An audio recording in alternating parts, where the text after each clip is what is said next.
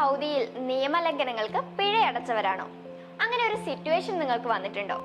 പിഴ ഇതുവരെയും അടയ്ക്കാത്തവരാണെങ്കിൽ അങ്ങനെ കിട്ടാതിരിക്കട്ടെ. എന്തായാലും തൊഴിൽ നിയമലംഘനങ്ങൾക്ക് ചുമത്തുന്ന പിഴ പരിഷ്കരിച്ചിരിക്കുകയാണ് സൗദി. ജീവനക്കാരുടെ എണ്ണം അനുസരിച്ച് സ്ഥാപനങ്ങളെ 3 വിഭാഗങ്ങളാക്കി തിരിച്ചാണ് പിഴ ചുമത്തുക. പ്രൈവറ്റ് കമ്പനികൾക്ക് ഇനി മുതൽ അവരുടെ സ്ഥാപനങ്ങളുടെ വലുപ്പത്തിനും നിയമലംഘനങ്ങളുടെ സ്വഭാവത്തിനും അനുസരിച്ചായിരിക്കും പിഴ.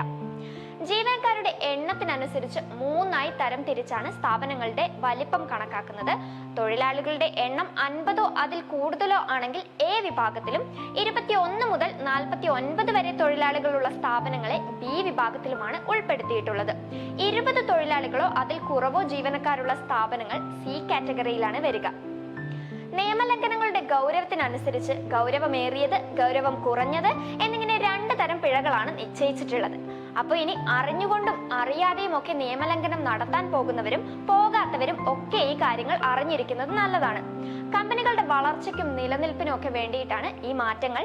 സോ ഇതുപോലുള്ള ഇൻഫർമേറ്റീവ് വീഡിയോസിനായി പേജ് ഫോളോ ചെയ്യുക.